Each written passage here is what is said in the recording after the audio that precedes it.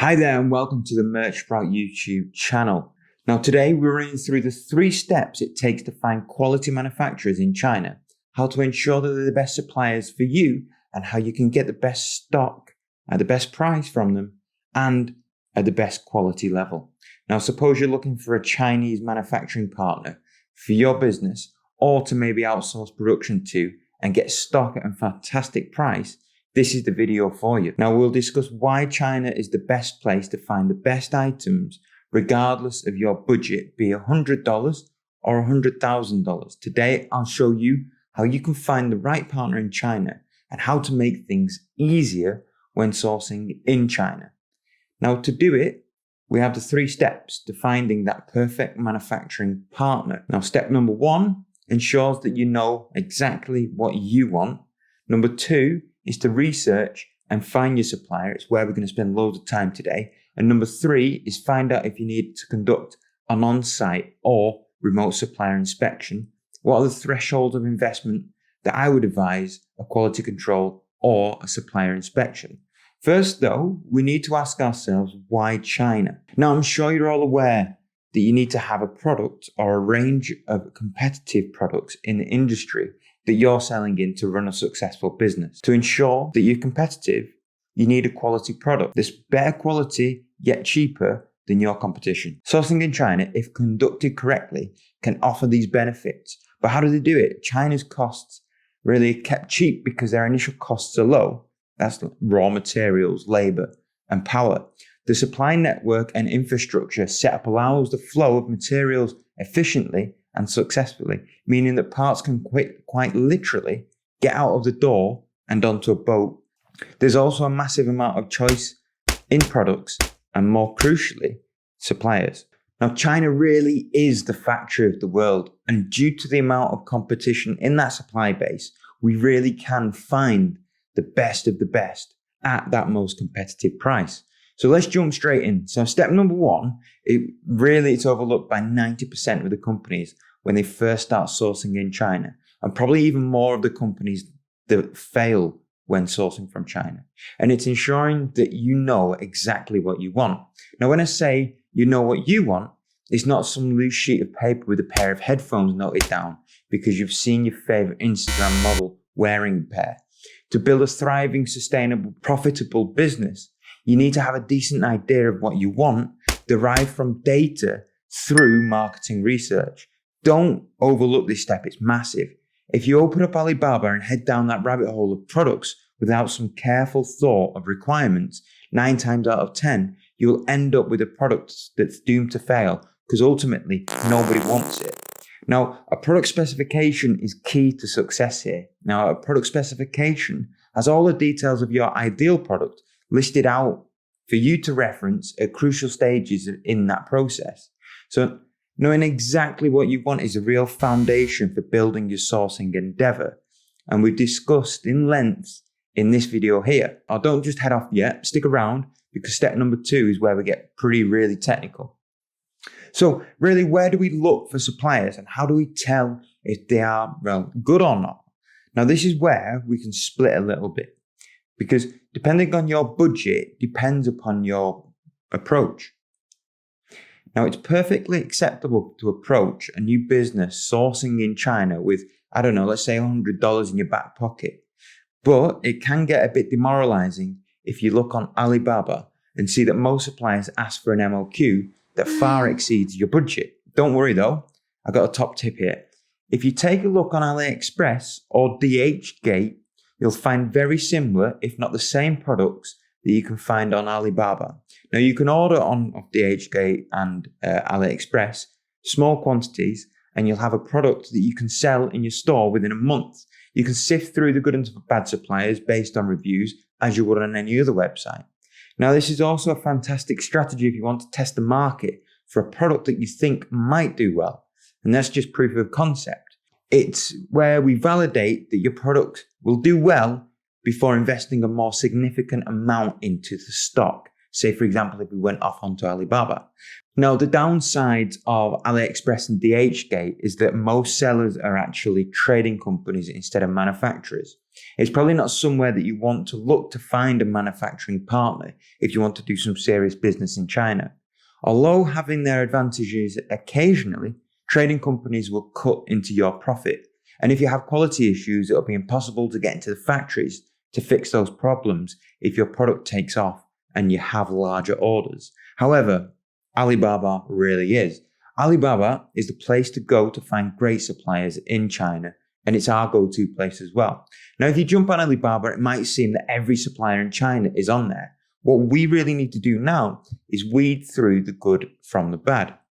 Now, when we search for the items that we want on Alibaba, we may type into Alibaba, insulated coffee mug. We get thousands of results, and within these results, we have trading companies, middlemen, and scammers on some occasions. And ideally, we want to avoid these groups of people and only look for those manufacturers.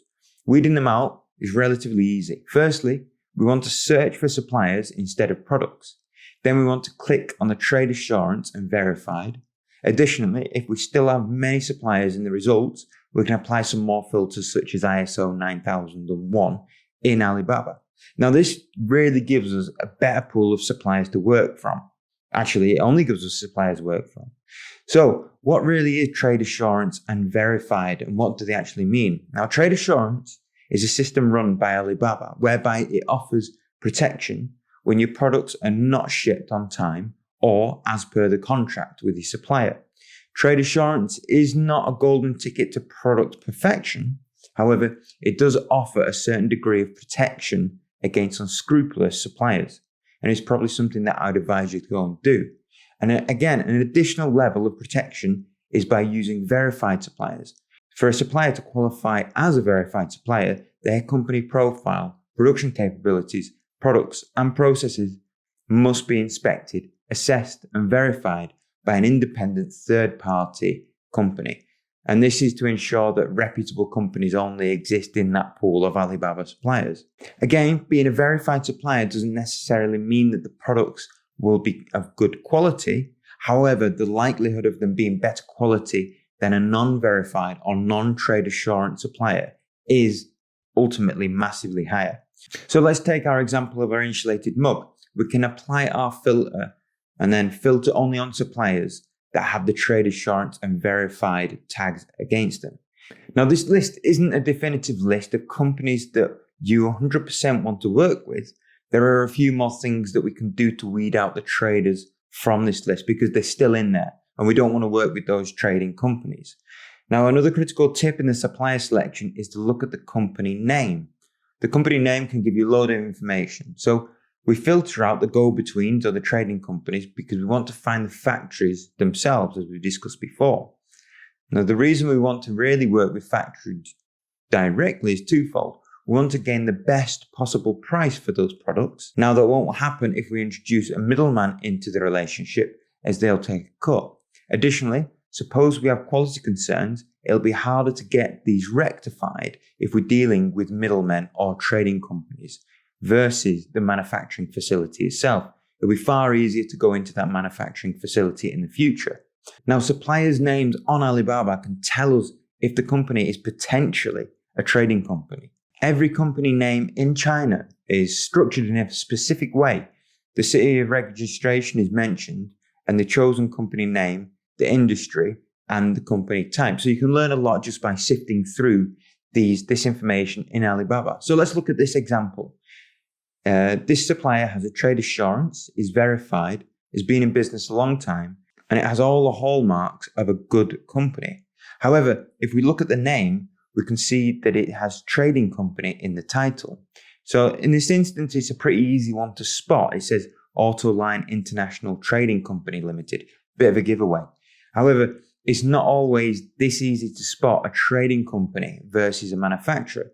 Another good tip here to weed out those trading companies versus manufacturers is how niche their products are.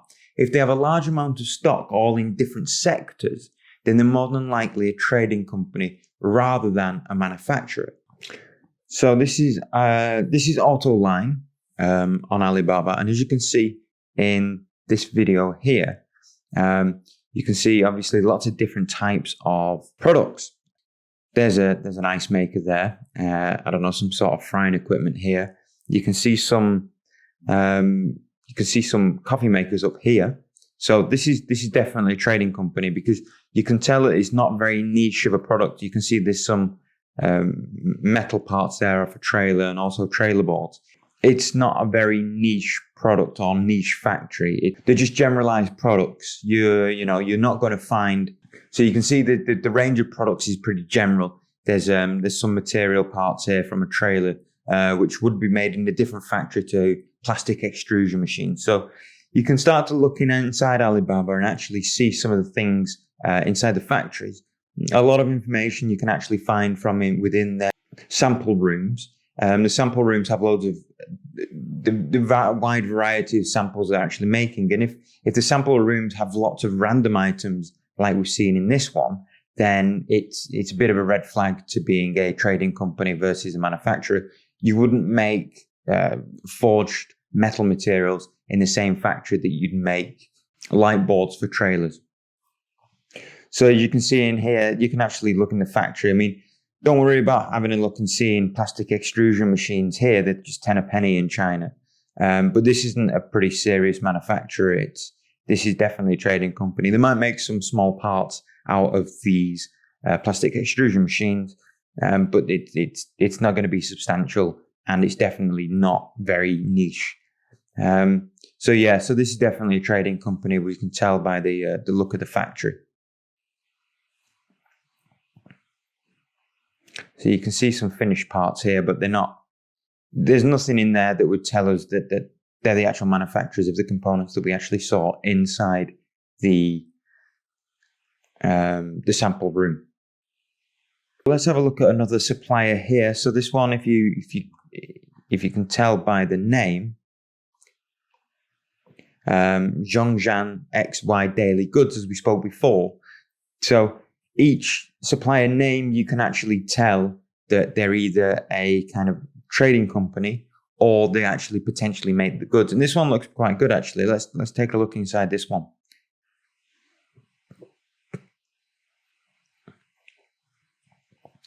So let's have a look at the photos of the factory and see if we can tell anything from the actual supplier. Let's think in mind we're actually looking for our insulated coffee mug.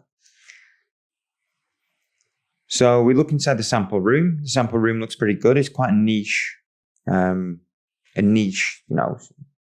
product. They've got lots of examples of just a single product. So that's good. We don't see, light boards from trailers or also towing eyes from trailers. So the sample room looks pretty good. This is potentially a good manufacturers to actually contact for our insulated coffee mug supply, because, these are actually probably going to make it. Let's have a look around at the factory now. So for starters, you can just tell that they're probably making these. The amount of stock that they've got in there, they're either getting those from a second tier supplier and then going to put their own mark on them, or they're actually making them themselves. If we're actually looking for aluminium extrusion or aluminium products, then they're probably going to make them in a foundry and then ship them there. But this supplier looks quite good. You can see that they got the stock on the ground. They are probably quite nichey. Again, we don't see any foundry equipment in there, but that's not to say that they don't have it. But they do have quite large quantities of stock of actually what we want to be making, which is the insulated coffee mug. Now, if you have a look back at the machines, the actual capability of the factory looks quite good. It's clean. It's well laid out, and also they look like they have quite a big investment in the factory, and it's not manual labor. So this would be actually quite a good factory to potentially contact and see what sort of prices we can get out of them, because of just the actual equipment that they've got in that factory. We can look at the factory's address. If it's a factory, you'd expect to see a building number here. If you see a room number on the 10th floor, then there's a massive red flag of a trading company or a middleman. It's not definitive, but you wouldn't expect a factory to be on the 10th floor of an apartment block. Additionally, we can see some of the information data from the factory. Usually you can spot a trading company from a manufacturer Additionally, we can see some of the inspection data from the factory and the photos contained within them. Usually you can spot a trading company from a manufacturer. Now, what happens if we see a great supplier in principle and we want to explore the supplier to see if they can make our products at the costs that we require? We start by producing our RFQ. Now, I won't go too much into the RFQ process in this video. We've done an entire video on the RFQ process and how to talk with Alibaba suppliers. And I'll leave a link to it here. However, to build your RFQ, you should be referencing in detail your product specification that we spoke about in step 1. Contacting suppliers on Alibaba, your RFQ says a lot about you as a company and as a buyer. If you show suppliers that you're professional and that potentially you are a bigger company than you actually are, they may lower the MOQ. Now, a lower MOQ may mean items and suppliers that were not possible on paper in your budget now become possible to work with. So now we have started discussions with the suppliers and we found a supplier that looks good on paper. We've done as much as we can by looking through all of the information on Alibaba, and there are no more red flags that we can see. And we legitimately think the supplier is a manufacturer, not a trading company, scammer, or middleman. We move on to step 3 and we ask ourselves if we need a supplier inspection. When would I advise a supplier inspection? Now, supplier inspections cost like $150 to $400 depending on where they are and how in depth they are. A $400 inspection of your potential order is only $1,000 would be a massive chunk of your budget. Probably not something that you're actually willing to swallow. However, if you're going to be spending $40,000 over the product's lifetime or even more, and you want to know if a supplier actually has the capacity and is who they say they are, then that $400 isn't a bad investment. A supplier inspection is entirely at your discretion. But to make a good impression on the supplier, get a better working relationship, and conduct due diligence, then, in my opinion, a supplier inspection is a good part of the buying process. A supplier inspection can give you peace of mind and uncover items that wouldn't have been found unless you actually have somebody in the facility. Moreover, you can develop a better working relationship with a supplier due to an inspection, which can be invaluable later in the manufacturing process. So, if we're to conduct a supplier inspection, what does it contain? So I know I've done a video on this in the past, but let's have a quick look through what a factory audit report would have. Now, this isn't to say that there's more information contained in here than what SGS would do on Alibaba, but if you actually go and do a factory audit like this, then it's your information, you know legitimately it's true, because China can sometimes be the Wild West too. And I know that SGS is a very big company, and also some of those other independent companies that have gone and done trade assurance or verified suppliers in Alibaba. Sometimes you can get burnt. That's all I'm going to say, is that if it's your information, it's your information. You paid for it. You know legitimately that the factory that you want to work with is actually there. You know, you've actually had somebody who's gone and visited, and it actually puts you at ease. I mean, and that's what you want to get to, is somebody who will actually put you at ease and also be in a good position to actually have a good relationship moving forward. So just to have a quick look at what we would do in a factory audit and with the reasons around it. I'm not going to go through this in detail, but it's just a quick run through to tell what sort of information that you would have at the end of it. And this is a good example, but the reason why we did this inspection report, it's a while ago since we did this one, but it actually came up as a company that we wanted to work with, but it was an international trade company. So looking back at what we just said about having the names, it's not something that we would advise you to go and do, but sometimes you can find real gems here. Now, this was a manufacturer that we actually went sourcing for a company looking to do hairbrushes. And we went and had a look at the factory. So we look at some of the revenue generated from the factory, how old the factory is, what the capability is, the capacities. Do they have any sort of companies that probably wouldn't be in our best interest to work with? We also look at the machinery, how much they have, what sort of factory they're running, and also how clean it is. We also look at the product certifications, the quality control management, QA, QC inspectors.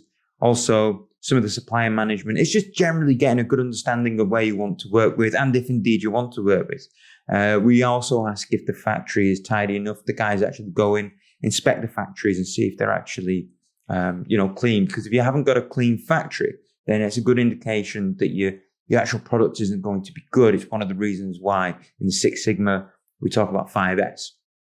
That might be over some people's heads, but if you have a clean factory, the capability is good, chances are you're going to get a good product at the end of it. So we ask lots of information about R&D, just having like a general idea of the actual factory itself. And then we really go into detail with getting photos. So we have a look at the tooling, the actual plastic injection machines, where the storage, where they're keeping it, the different tooling, how old the tooling is, the assembly, and also how they're actually keeping components between stations. Because if you don't have quality control or actual stock control, then things can get mixed in. If you sometimes put stock back in that's already been scrapped off, then you can start to get quality problems. So we look through and we walk through the line, and it's something that any decent inspection company would actually advise you to do, or actually go and do. So then we have a look at the raw materials. That's not too important. Then we have a look at the samples. We then go and have a look in the showroom. As we said before, you really want to have a look and see if it's a trading company or indeed a manufacturer. Now, if you were on the ground, then you'll be able to tell that the showroom is, well, as you can see in this one, there's lots and lots of different hairbrushes here. I never knew they made so many hairbrushes, but lots of hairbrushes. We also have the business license and bank details. So that's pretty much what we would look through in a factory inspection. And we put together a report like this. And this is generally, it's about $300, $400 to have somebody go in and do this. And it might be a couple of days trip to actually go and do it. So it's not a small job.